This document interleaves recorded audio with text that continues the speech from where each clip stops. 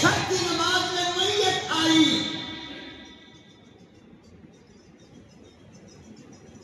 میں نے مؤذن سے پوچھا یہ میت یہاں کس نے رکھا ہے؟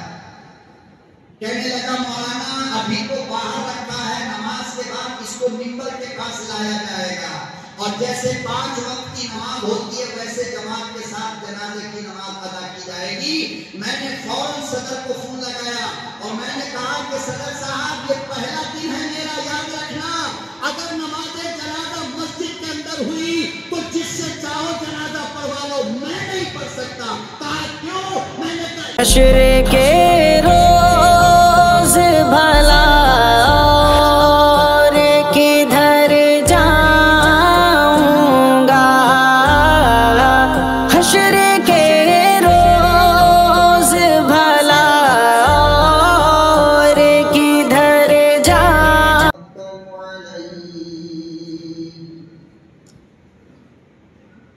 ونعوذ بالله من شرور أنفسنا ومن سيئات أعمالنا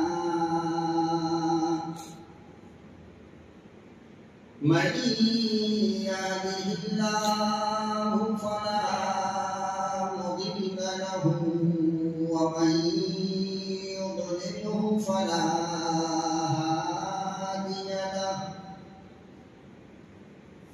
ونشهد أن لا إله إلا الله وحده لا شريك له ونشهد أن سيدنا ونبينا وشفيعنا وحبيبنا وطبيبنا ومرشدنا ومولانا محمدا عبده ورسوله أرسله بالحق بشيرا ونذيرا وداعيا إلى الله بإذنه وسراجا منيرا. أما بعد فأعوذ بالله السميع العليم من الشيطان الرجيم. بسم الله الرحمن الرحيم.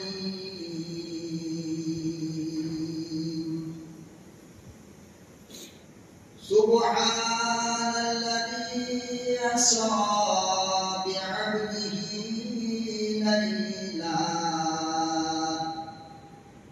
ليلا من المسجد الحرام إلى المسجد الأقصى الذي باركنا حوله لنريه من آياتنا إنه هو السميع البصير. صدق الله مولانا العلي العظيم وبلغنا رسوله النبي الكريم ونحن على ذلك لمن الشاهدين والشاكرين والحمد لله رب العالمين.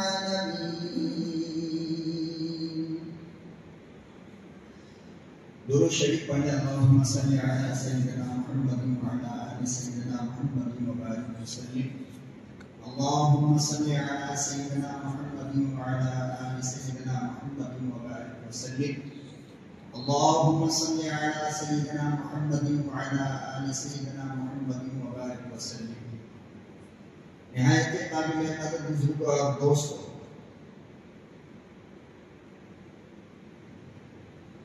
عربی اعتبار سے آج شعبان المعظم کی پہلی تاریخ ہے، یعنی رجب المرجب کا مہینہ کل ختم ہو گیا، شعبان کا چاند کل نظر آیا اور آج شعبان کی پہلی تاریخ ہے۔ آج آج سے ٹھیک 1 مہینے کے بعد انشاءاللہ رمضان المبارک کا مقدس اور پیارا مہینہ شروع ہو. رجب المرجب کے تعلق سے، جس میں آپ صلی اللہ علیہ وسلم کو معراج کروایا گیا، معراج کا واقعہ پیش آیا جس کو معجزہ کہتے ہیں. اس کی چند مختصر باتیں آپ حضرات کے سامنے گزشتہ 2-3 جمعوں سے بیان کیا جا رہا ہے. آج اس کی آخری کڑی ہے. گزشتہ جمعہ میں نے عرض کیا تھا کہ آپ صلی اللہ علیہ وسلم کے معراج کے لیے اور آپ صلی اللہ علیہ وسلم کو زمین اور آسمانی دنیا دکھانے کے لیے پروردگار عالم نے جنت سے ایک سواری بھیجا تھا جسے براق کہتے ہیں. رنگ اس کا بالکل سفید تھا. علماء نے لکھا ہے کہ جو سفید دنیا کے لوگ دیکھتے ہیں اور جس کو سفیدی کہتے ہیں، یہ وہ ایسا سفید نہیں تھا. جو آپ صلی اللہ علیہ وسلم کی سواری کا کلر تھا سفید، وہ ایسا سفید نہیں تھا جیسا کہ ہم اور آپ دیکھتے ہیں اور جس کو ہم سفید کہتے ہیں. بلکہ علماء نے لکھا ہے کہ چونکہ وہ جنت کی سفیدی تھی تو وہ اتنا سفید تھا، اتنا سفید تھا، اتنا وائٹ تھا کہ ہم اگر اس کو دیکھنا چاہتے تو ہماری آنکھ اس پہ ٹھہر نہیں پاتی. اور آنکھ اس لیے نہیں ٹھہرتی کہ وہ صرف سفید نہیں تھا بلکہ اس کے اندر ایک چمک تھی. تمام تیاریاں ہو گئی. آپ صلی اللہ علیہ وسلم کا سینہ مبارک چاک کر کے اس کو دھویا گیا زمزم سے، اور آپ صلی اللہ علیہ وسلم کے سامنے وہ براق لا کر جبریل علیہ السلام نے کھڑا کیا. اور آپ صلی اللہ علیہ وسلم جب اس پر بیٹھنے لگے تو اس نے حرکت کیا. آپ صلی اللہ علیہ وسلم نے فرمایا چھوڑ دو. یہ حرکت جو کر رہا ہے وہ شرارت سے نہیں کر رہا ہے بلکہ خوشی میں کر رہا ہے کہ اس کے پیٹھ کے اوپر امام کا امام اور کائنات انسانی کا سب سے عظیم شخص بیٹھنے والا ہے. تو جانور کو بھی یہ محسوس ہو رہا ہے اور اسی لیے یہ خوشیاں منا رہا ہے.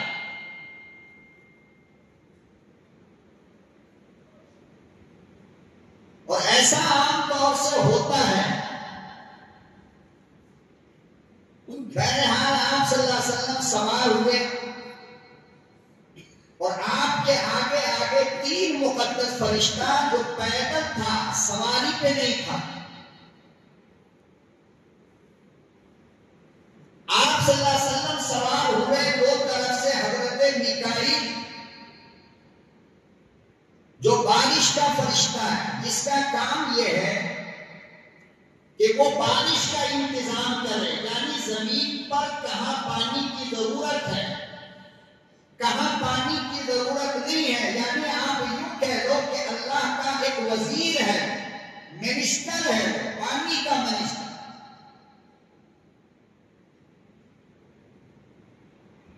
جس جگہ پہ ضرورت ہو اللہ کے حکم سے حضرت میکائیل وہاں پانی برساتے ہیں.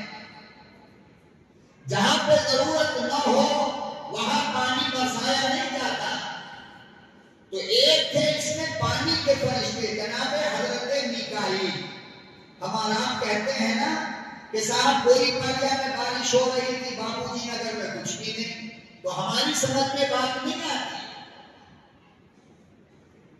اللہ کو اور اللہ کے فرشتے کو یہ پتا تھا کہ گوری پالیا میں پانی کی ضرورت ہے، بابو جی نگر میں نہیں ہے. تو اللہ نے بادل کو یہاں لایا اور یہاں برسا دیا، وہاں کچھ بھی نہیں. یہ کام خود بخود نہیں ہوتا بلکہ اللہ کا فرشتہ کرتا ہے. دوسری طرف حضرت جبریل علیہ السلام وہ بھی پیدا. اور جبریل علیہ السلام کون ہیں آپ جانتے ہیں؟ یہ تمام فرشتوں کے سردار ہیں. ان کے کام کیا تھے؟ ان کا کام یہ تھا کہ وہ اللہ کا پیغام نبیوں کے پاس لے کر آئے، اور نبیوں کا کام نبیوں کی باتیں اللہ کو پہنچاتے. یہ حضرت جبریل کا کام تھا. اور ایک کام اور ہے حضرت جبریل علیہ السلام کا، شاید آپ کو معلوم ہو یا نہ ہو، مجھے پتا نہیں، لیکن جس وقت ماں کے پیٹ میں بچہ شروع ہوتا ہے،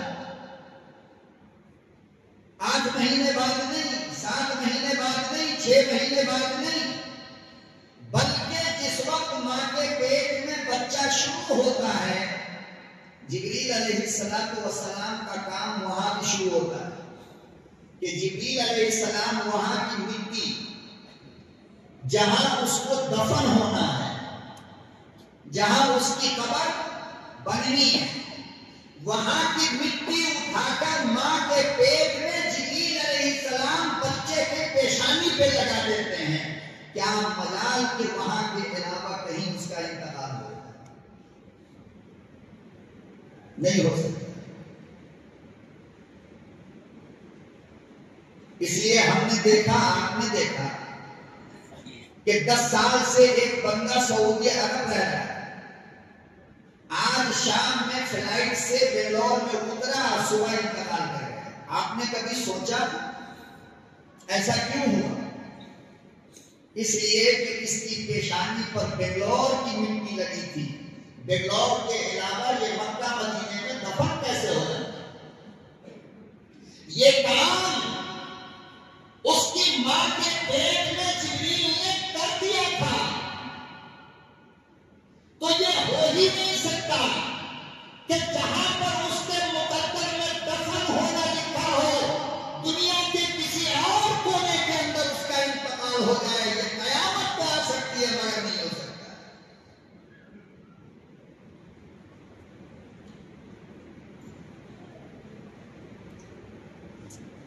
اب آپ یہاں پہ رک کر کے میری ایک بات سمجھو اور خوب اچھی طرح سمجھ لینا، برا مت ماننا.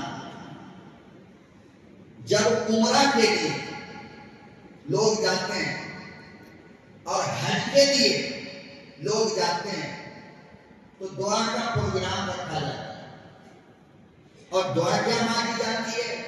اللہ اس کا عمرہ قبول ہو جائے. یہاں تک تو ٹھیک ہے، اللہ ہم سب کو توفیق ہو، یہاں تک ٹھیک ہے. لیکن اگلی دعا دیکھو. اگلی دعا مولانا صاحب کیا کرتے ہیں کہ اللہ خیریت کے ساتھ عمرہ اور حج سے واپس بھی آ جائے. میں آپ سے پوچھتا ہوں یہ دعا غلط ہے یا صحیح؟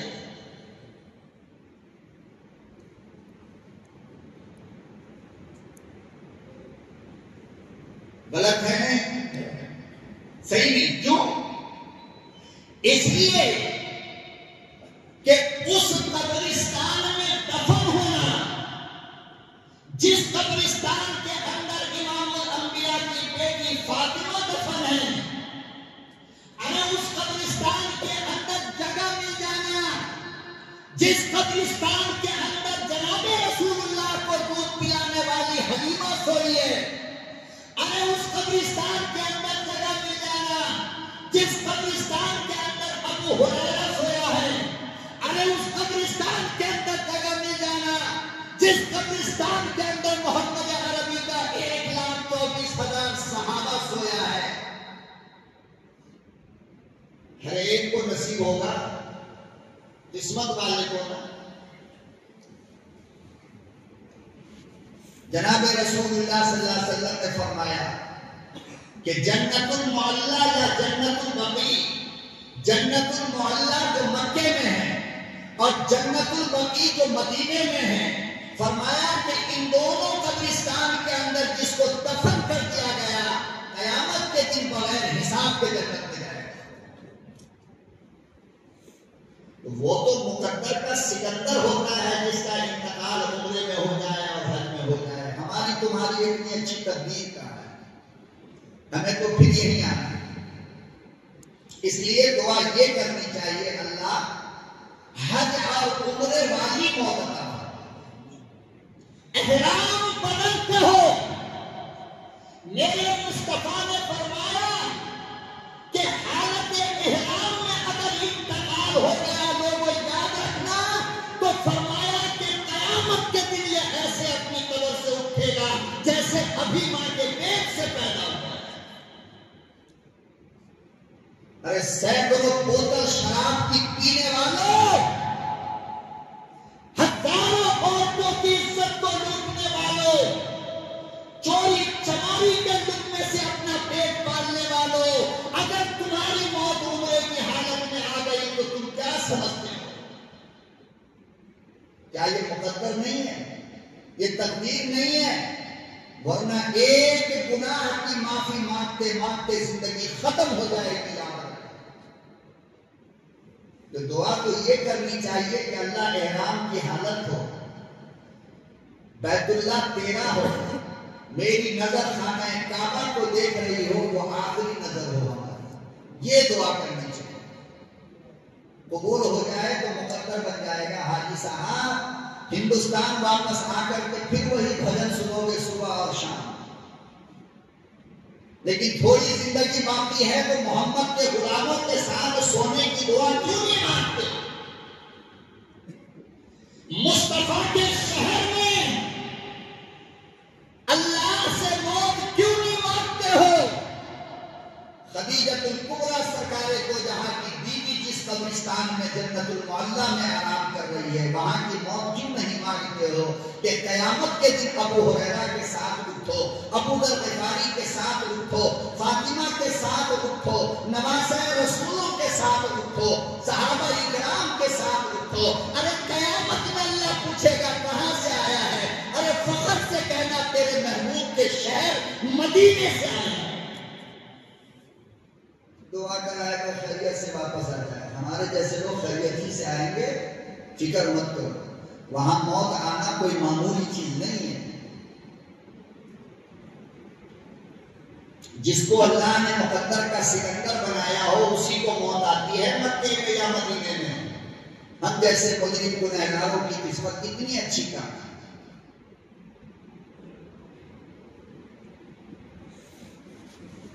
تو فرمایا کہ جبریل امین کا کام یہ ہے کہ ماں کے پیٹ میں جب بچہ شروع ہوتا ہے تو اس کی پیشانی پہ وہاں کی مٹی لگاتا ہے جبریل, جہاں پر اس کو دفن ہونا ہے, وہاں کے علاوہ کہیں اس کی موت نہیں آ سکتی. اسی لیے میرے آقا نے کیا فرمایا معلوم,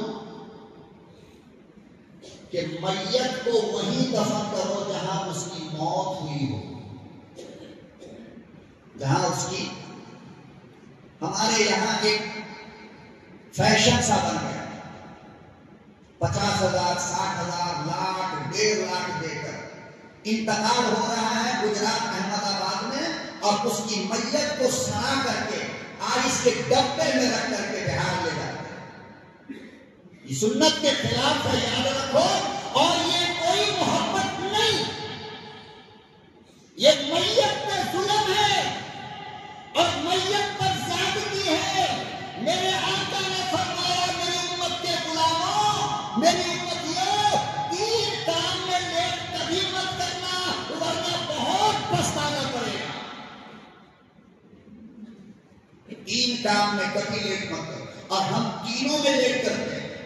گویا ہم اپنے نبی کو یہ بتاتے ہیں ہم آپ کی بات نہیں مانیں گے, جو کرنا ہے کر لو. یہ ہم ثابت کرنا چاہتے ہیں. میرے نبی نے فرمایا جب بچہ پیدا ہو تو نام رکھنے میں لیٹ مت کرنا, فوراً نام رکھو. نمبر 2, جب اولاد تمہاری بالغ ہو جائے, جب اولاد تمہاری بالغ ہو جائے. اولاد بالغ ہوتی کب ہے؟ تمام دنیا کے فقہا نے اپنی اپنی کتابوں کے اندر لکھا ہے, مسئلہ بیان کیا ہے کہ لڑکی کے بالغ ہونے کی عمر 9 سال ہے، بہت زیادہ تو 10 یا 11۔ لڑکے کے بالغ ہونے کی عمر 14 سال ہے، بہت زیادہ اگر ہوگا تو 15 یا 16۔ ہمارے یہاں 30-32 سال تک بالغ نہ بیٹا ہوتا ہے نہ بیٹی ہوتی ہے، کوئی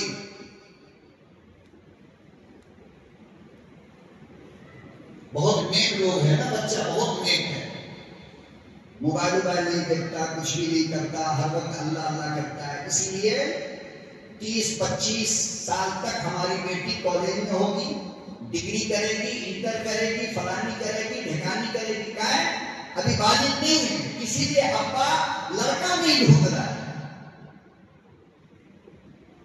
اتنی کٹائی ہوگی نا،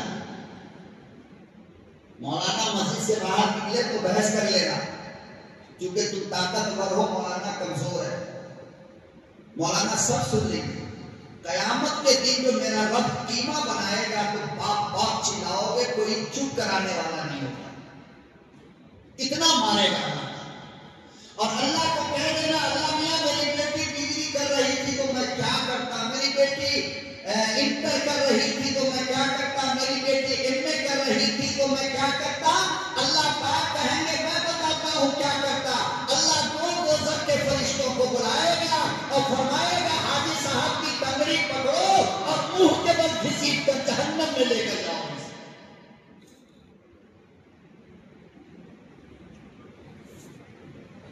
بیٹے کی عمر 25 سال ہو رہی ہے، شادی کو تیار ہے، کیا ہے بھائی کوئی نوکری نہیں کر رہا، نہیں آپ غلط کہتے ہو، ایک نوکری کر رہا ہے، آپ کو پتا نہیں، آپ کو معلوم نہیں ہے، ایک نوکری اسپیشل والی ہے، کسی کی بیٹی کے دوپٹے کو اتارنے کا کام کنٹینیو تمہارا بیٹا کر رہا ہے، لیکن تم کو پتا نہیں۔ تمہاری بیٹیاں ایک ڈگری اور کر رہی ہے، ایک انٹر اور کر رہی ہے کالج کے نام پر، جس کا تم کو پتا نہیں، اور پتا تب چلے گا جب غائب ہو جائے گا۔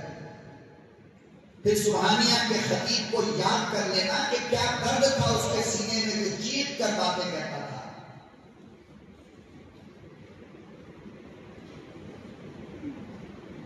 غیر مسلموں کے ساتھ شادیاں ہماری بیٹی کر رہی ہے، غیروں کے نکاح میں جا کر کافر، ارے کون سا دن ہے جو موبائل کے اندر یہ خبر نہ آ رہی ہے؟ یہ نتیجہ کسی بات کا ہے کہ تم نے اس کی شادی وقت پہ نہیں کیا ہے، وقت پہ کر دیے ہوتے تو آج یہ دن ہمیں دیکھنا نہیں پڑتا۔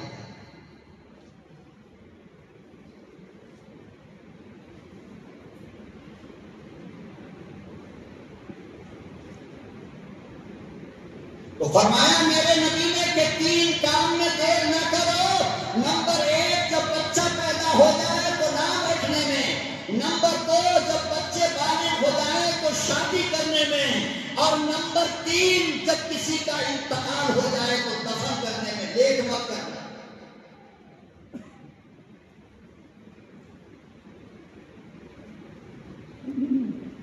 اچھا لیٹ ہوتا کیوں ہے؟ ہماری میت کو دفن کرنے میں لیٹ ہوتا کیوں ہے؟ لیٹ اس لیے ہوتا ہے کہ فلانے نے دیکھا نہیں، فلانا آ رہا ہے، فلانا کھا رہا ہے، فلانے کی گاڑی راستے میں، فلانے کی جہاز اڑ رہی ہے، فلانا ٹھکانا چچا نہیں، دادا نہیں، نانا نہیں، بیٹا نہیں، بیٹی نہیں، یہ نہیں وہ نہیں، ان کے انتظار میں لیٹ ہوتا ہے یا نہیں؟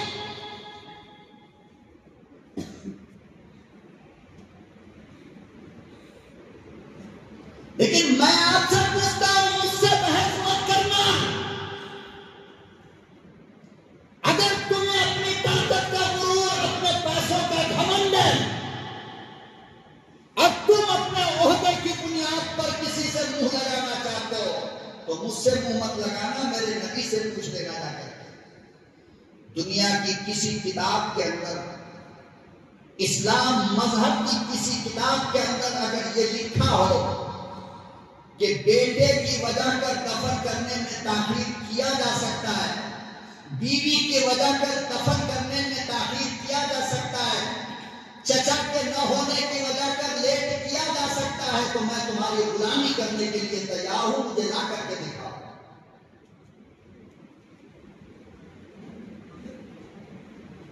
شریعت اس کی اجازت نہیں دیتی، یہ نہیں آیا وہ نہیں آیا، یہ نہیں، تمہیں پتا ہے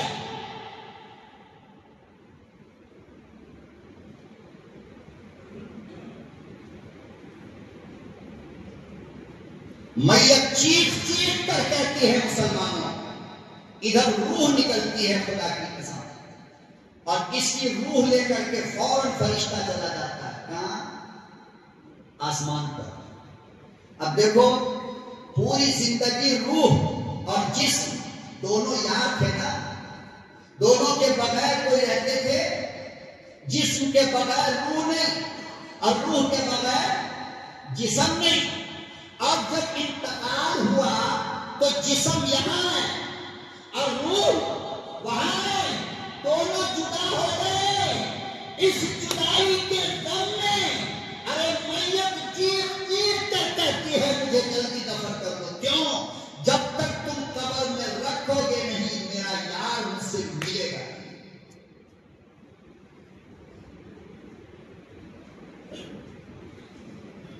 جب تک مجھے دفن کرو گے نہیں میرا دوست روح مجھ سے ملے گا نہیں۔ اس لیے اے بیٹا، اے بیوی، اے گاؤں والوں، محلے والوں، مجھے جلدی سے دفن کر دو نا۔ ایک وجہ تو یہ ہے جلدی دفن کرنے کی۔ دوسری وجہ سنو، نبی نے فرمایا کہ دنیا امتحان کی جگہ ہے۔ کیا ہے؟ امتحان کی جگہ ہے دنیا۔ ہم جو یہ ابھی بیٹھے ہیں ہم اللہ کو امتحان دے رہے ہیں، اس کا رزلٹ کب ملتا ہے؟ مرنے کے بعد قبر میں۔ میں آپ سے پوچھتا ہوں، اسکول کالج کے اگر لڑکے یہاں بیٹھے ہیں تو وہ بتائیں کہ امتحان جب دے دیتے ہو تو رزلٹ دیکھنے کے لیے کتنی بے چینی ہوتی ہے کہ پتہ نہیں یار میرا کیا نمبر ہے، میں پاس ہوں فیل ہوں کیا ہوں، خدا جانے، میرے نمبر کا پتہ نہیں۔ میرے نبی نے فرمایا کہ انسان کا رزلٹ قبر میں دکھایا جاتا ہے کہ آپ نے جو امتحان دیا اس میں کامیاب ہوئے یا نہیں۔ اس رزلٹ کو دیکھنے کے لیے میت تڑپتی رہتی ہے بغیر پانی کے مچھلی کی طرح کہ مجھ کو جلدی قبر میں لے کر کے چلو، مجھے اپنا رزلٹ دیکھنا۔ تو نبی نے کیا کہا؟ انتقال کے بعد دفن کرنے میں لیٹ مت کیا کرو، یہ میت کے لیے اچھا ہے۔ جتنا لیٹ کرو گے تمہاری میت اتنا تڑپتی رہے، پریشان ہوگی۔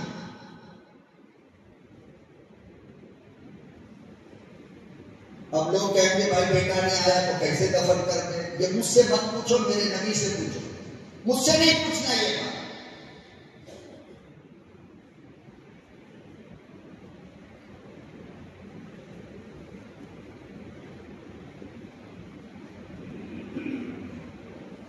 عجیب تماشا ہے، دو دو تین دن آئس کے باکس میں رکھ کر کے مچھلیوں کی طرح میت کو سڑایا جاتا ہے۔ تم دوست نہیں ہو میت کے، کٹر دشمن ہو، یاد رکھو، کٹر۔ انتقال ہو جائے گھنٹے دو گھنٹے کے اندر دفن کر دو، خدا کی قسم میت خوش ہو جاتی ہے، واہ کیا کام کیا ہے۔ اور ایمبولینس میں ڈال کر کے لے جائیں گے بہار، لے جائیں گے بنگال، شرم نہیں آتی آپ کو؟ زندگی پر تڑپایا ستایا اور مرنے کے بعد بھی تڑپاتے ہو۔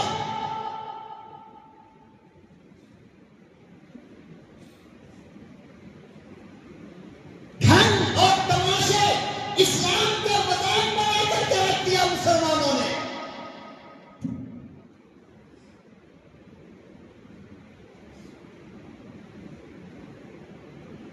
اکثر دیکھو گے آپ، اکثر جب سے میں مسجد کے اندر جمعے کی ذمہ داری سنبھالا ہوں، چاہے یہ یہاں ہو چاہے آندرا ہو، کہیں بھی، جمعہ کی نماز سے پہلے میت کو لا کر کے رکھ دیا جاتا ہے. جنازہ کب ہوگا؟ نماز کے بعد.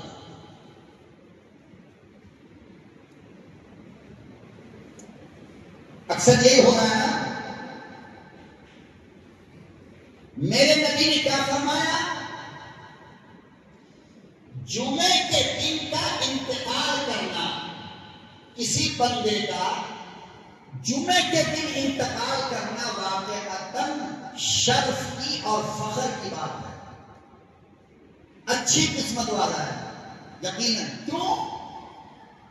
وجہ کیا ہے؟ وجہ سنو اور فیصلہ آپ کرو.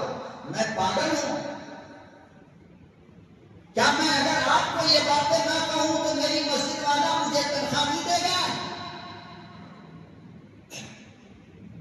میں اگر اوروں کی طرح ٹائم کو پاس کر دوں چٹکلا سنا کر، تمہارے ساتھ ہنسی مذاق کر کے اور فلمی دنیا کے ہیرو ہیروئن کی کہانی سنا کر، تو کیا میری مسجد والا میری تنخواہ نہیں دے گا؟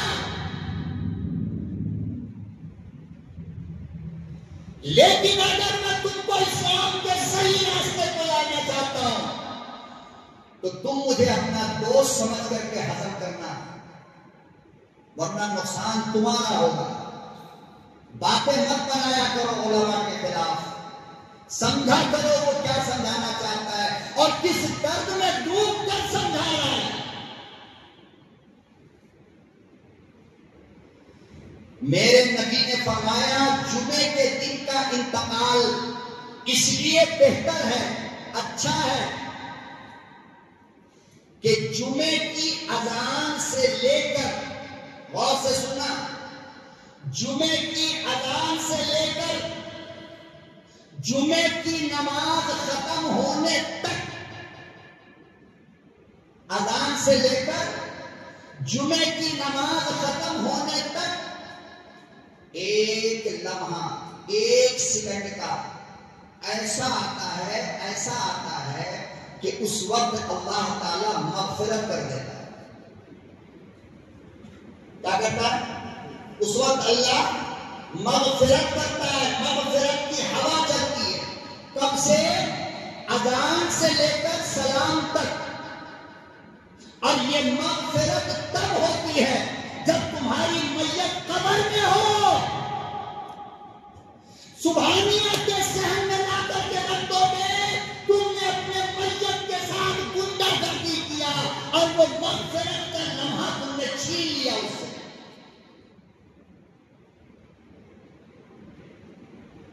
جنازہ کب ہو رہا ہے؟ نماز کے بعد. تو بتاؤ کہ مغفرت کا لمحہ تمہاری میت کو ملا قبر میں؟ بولو ملا. تو تم نے ظلم کیا یا نہیں کیا میت کے ساتھ؟ اب بتاؤ کہ جمعے کے دن میت کو کب دفن کرنی چاہیے؟ نماز جمعہ سے پہلے کرو تاکہ مغفرت کا وہ سیکنڈ، وہ منٹ تمہاری میت کو قبر میں مل جائے اور رب اس کے لیے مغفرت کا اعلان کرے.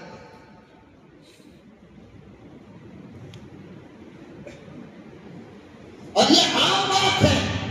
اور ڈر کی وجہ کر، خوف کی وجہ کر، کمیٹی کا ڈر، صدر کا ڈر، سیکریٹری کا ڈر، ذمہ داروں کا ڈر، محلے والوں کا ڈر اور پرانی رسم چلتے ہوئے چلی آ رہی ہے، اس کے ڈر کی وجہ کر علماء منبر پہ خاموش رہتے ہیں، بات نہیں کرتے، زبان نہیں کھولتے.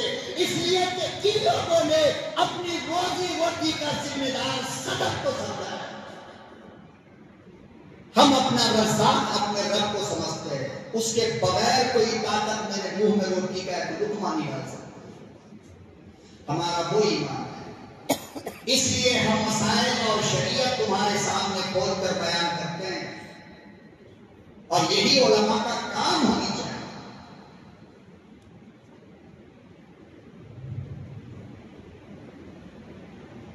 ہندوپور مرکز کے اندر 14 سال میں نے امامت و خطابت کیا. اور یاد رکھو تھی کہ جس مسجد کے اندر نماز جنازہ نہ ہوتی، میت منبر کے پاس رکھی ہے، جنازے کی نماز ہو رہی ہے ہر مسجد کے اندر۔ علماء ہمارے، جب میں مرکز میں گیا، وہ پہلا دن تھا میرے مرکز کا اور میری نوکری کا، پڑھائی ختم ہونے کے بعد وہ میرا پہلا دن تھا، اور شہر کی سب سے بڑی مسجد، 19 سالہ جوان تھا میں الحمدللہ، 19 سال کی عمر میں عالم بن کر کے دارالعلوم دیوبند سے آیا تھا، مرکز والوں نے رکھا، اور وہ پہلا دن تھا لوگوں، عشاء کی نماز میں میت آئی۔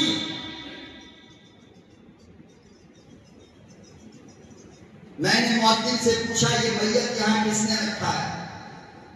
کہنے لگا مولانا ابھی تو باہر رکھا ہے، نماز کے بعد اس کو منبر کے پاس لایا جائے گا، اور جیسے 5 وقت کی نماز ہوتی ہے ویسے جماعت کے ساتھ جنازے کی نماز ادا کی جائے گی۔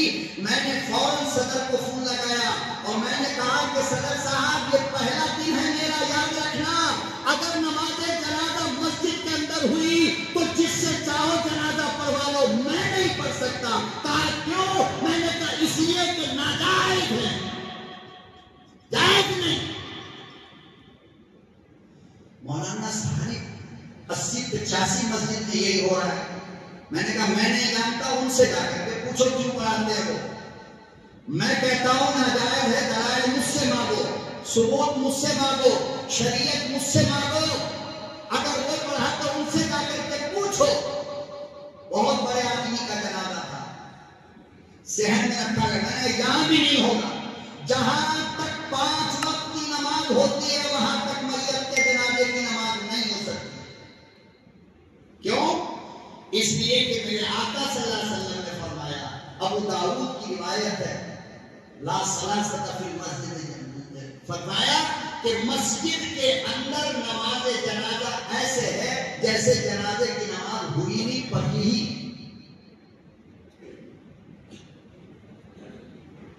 اور تمام فقہاء نے لکھا ہے، اور اس کی ایک وجہ اور سب سے بڑی ہے میرے بھائی، کیا وجہ جانتے ہو؟ مسجد میں داڑھی کو کندھا کرنا، بال کو کندھا کرنا فقہاء نے مکروہ لکھا۔ کیا لکھا؟ کیا لکھا؟ مکروہ کے معنی ایسا نہیں ہے کہ اس کا گناہ نہیں ہوگا۔ کیوں مکروہ لکھا؟ اس لیے کہ داڑھی میں کندھا کرو گے، کوئی بال ٹوٹ کر اللہ کے گھر میں گر جائے گا تو مسجد کی بے ادبی ہوگی۔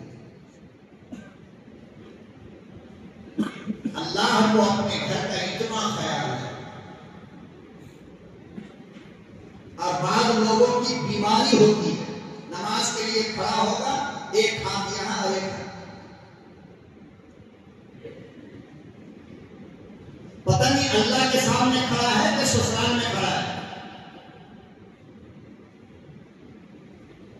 تو فرمایا کہ مسجد کے اندر بال کرنا، کندھا کرنا یہ ممنوع ہے، اور فرمایا کہ لوگوں اور مسجد کی گندگی کو اٹھا کر کے صاف کرنا، اللہ تمہاری جنت بنا دیتا ہے۔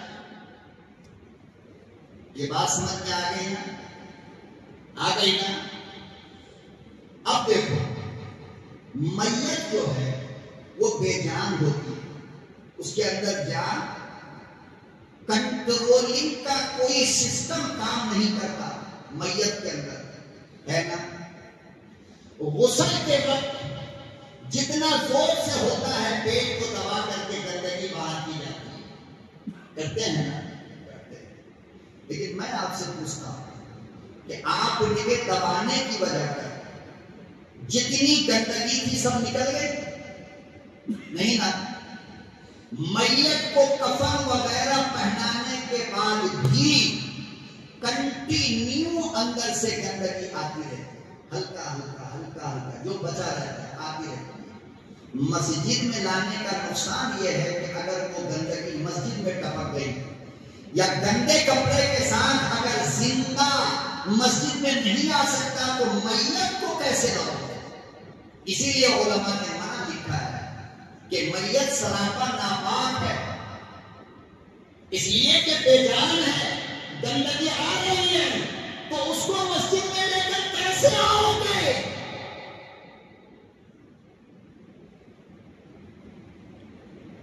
الحمدللہ بہت مخالفت ہوئی، علماء نے مخالفت کیا، مسجد کے متولیوں نے مخالفت کیا، لیکن آج کی تاریخ جاؤ شہر ہندوپور کو چیک کر لو، 80-90 مساجد ہے، کسی ایک مسجد میں بھی جنازہ اندر نہیں ہوتا ہے۔ مسائل بولنا پڑتا ہے، ہمت کرنا پڑتا ہے، یہ نہیں کہ چلا رہا پہلے سے چلا رہا ہے تو مولانا تم بھی خاموش ہو جاؤ، نہیں، اگر تم نبیوں کے وارث ہو، اور نبیوں کا کام یہ ہے کہ پاک دادا کے زمانے سے اگر کچھ غلط ہو رہا ہے، تم وارث ہو نبی کے، سینہ ٹھوک کر کہو یہ غلط ہے۔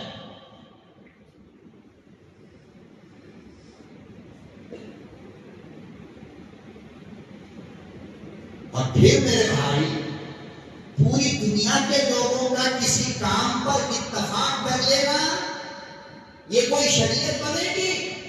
مثال کے طور پہ اگر پورا شہر بنگلور یہ کہے کہ بھائی عشاء کی نماز کی صرف 4 رکعت ہے، وتر نہیں ہے، سنت نہیں ہے، اب پورے بنگلور والے اس پہ عمل کرنا چھوڑ دے، تو کیا آپ یہ کہہ سکتے ہو کہ کوئی بنگلور کا آدمی عمل نہیں کرتا اس لیے ہم بھی نہیں کریں گے؟ اگر پوری دنیا مل کر یہ کہے کہ یہ پیخانہ نہیں حلوہ ہے، تو کیا وہ پیخانہ حلوہ ہوگا؟ بولو نا، ہوگا؟ نہیں ہوگا۔ حلوہ تب ہوگا جب میرا اسلام مانے گا، شریعت مانے گی، قرآن مانے گا، حدیث مانے گی۔ تو لوگوں کا کسی کام پر عمل کرنا یہ شریعت نہیں ہے۔ تم شریعت دیکھو، اسلام مذہب کا کیا ہے، مذہب اسلام کیا ہے۔ اس لیے پورے خاندان والے اگر یہ کہیں کہ تھوڑی دیر اور روکو، میت کو وہ آئے گا، تم بحیثیت عالم ہونے کے، ذمہ دار ہونے کے سینہ ٹھوک کر کہو نہیں، یہ میت پہ ظلم ہے، فوراً دفن کرو، فوراً۔ ارے میت کے جنازے میں شریک ہونا یہ سنت ہے، یہ نبی کا طریقہ ہے، مگر میت کو دیکھنا یہ سنت نہیں، یہ انسانیت ہے۔ دیکھنے سے کوئی عبادت نہیں ہے، لکھ لو۔ میت کو کانا دینے پہ ثواب ہے، میت کا جنازہ پڑھنے پہ ثواب ہے، میت کو مٹی دینے پر ثواب ہے، مگر کہیں بھی یہ نہیں لکھا ہے کہ میت کو دیکھنے پر ثواب ہے، کہیں نہیں۔ اب دیکھنے کے لیے تم میت کو 2 دن رکھو گے، دیکھنے کے لیے تم میت کو آئس میں رکھو گے، یہ شریعت کا مذاق بنا کر رکھا ہے۔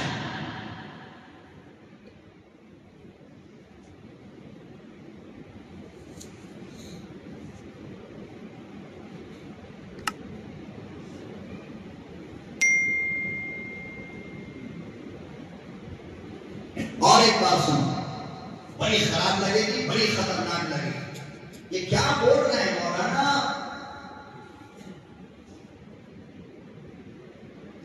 شوہر کے انتقال کے بعد، شوہر کے انتقال کے غور سے سننا، مسئلہ ہے، الٹا سیدھا مت بولنا باہر جا کر کے۔ شوہر کے انتقال کے بعد بیوی کا شوہر کو دیکھنا جائز ہے، سمجھ رہے ہو؟ دیکھنا، شوہر کے انتقال کے بعد بیوی کا شوہر کو دیکھنا جائز ہے، لیکن بیوی کے انتقال کے بعد شوہر کا بیوی کو دیکھنا جائز نہیں۔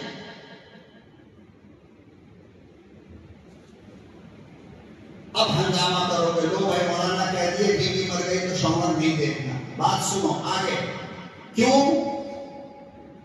اس لیے کہ شوہر کے انتقال کے بعد بھی 4 مہینہ 10 دن تک بیوی اسی کی رہتی ہے. اس کی جس کا انتقال ہو اسی کی رہتی ہے. بات سمجھے؟ اسی لیے 4 مہینہ 10 دن تک کوئی دوسرا نکاح نہیں کر سکتی. اور اس کو عدت کہتے ہیں، کہتے ہو یا نہیں؟ پتا چلا کہ مرنے والا ابھی بھی اس کا شوہر ہے، اس لیے وہ عدت کی حالت میں ہے. تو جب اس کا شوہر ہے تو شوہر کو دیکھنے میں کوئی حرج نہیں. لیکن بیوی کا انتقال اگر ہو جائے اور بیوی کی میت رکھی ہو تو شوہر دوسرا نکاح کر سکتا ہے یا نہیں؟ ارے شوہر پہ کوئی عدت ہے؟ بولو نا. ہے. ابھی میت رکھی ہو اور کوئی پتھر بھی شوہر اگر چاہے تو وہیں پہ کھڑا ہو کر کے پہلے نکاح کر سکتا ہے، پھر میت کو جا کر کے بیوی کو دفن کر سکتا ہے. کیوں؟ اس لیے کہ انتقال ہوتے ہی اس کی بیوی غیر محرم ہو جاتی، غیر محرم ہو جاتی. اور جب عورت غیر محرم ہو گئی تو غیر محرم کو دیکھنا نہ زندگی میں جائز ہے نہ مرنے کے بعد جائز ہے.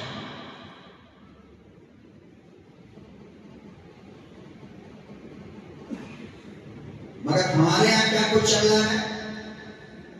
شوہر کو تو چھوڑو، بیچاری ایسی بیٹیاں جو زندگی میں کبھی اپنے دروازے کی گلی میں آ کر کے کسی کو نہیں دیکھی، اس کے انتقال کے بعد پوری دنیا کے مرد اس کی میت کو دیکھتے ہیں. بغیر کو شرم نہیں آتی، حیا نہیں آتی.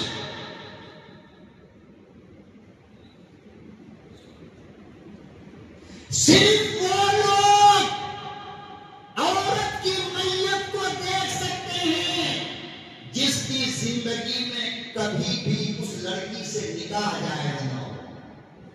مثال کے طور پر بھائی بہن سے کبھی بھی نکاح جائز ہوگا؟ بھائی دیکھ سکتا ہے، باپ ہے، باپ کبھی بھی اپنی بیٹی سے نکاح ہوگا؟ باپ دیکھ سکتا ہے.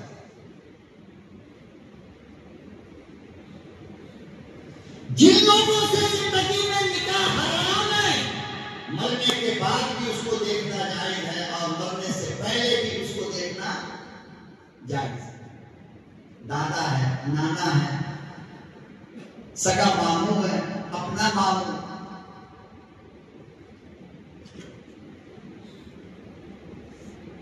مگر ہر کام کو ہم لوگوں نے باقاعدہ اوپن کر کے رکھ دیتے ہیں. میت کو کچھ تو شرم کرو نا، کچھ تو حیا کرو کہ جن لوگوں سے تمہاری بیٹی نے، تمہاری بیوی نے زندگی میں پردہ کیا، مرنے کے بعد اس غریب کو تم نے بے پردہ رکھ دیا.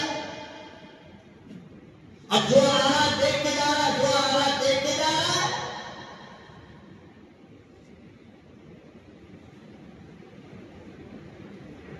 اس لیے میرے محترم بزرگوں دوستوں، ان چیزوں کا خیال رکھا کرو کہ ہم شریعت پہ چلیں گے تو یہ راستہ ہم کو جنت تک لے کر کے جائے گا. ہم باپ دادا نانا فلانا ٹھکانا پہلے سے ہو رہا ہے، اس سے ہو رہا ہے، 4 مہینہ سال زندگی بھر سے ہو رہا ہے، ہم نہیں مانتے ان چیزوں کو. اور کہہ دو کہ ہم نہیں مانتے، جائز نہیں، حرام ہے.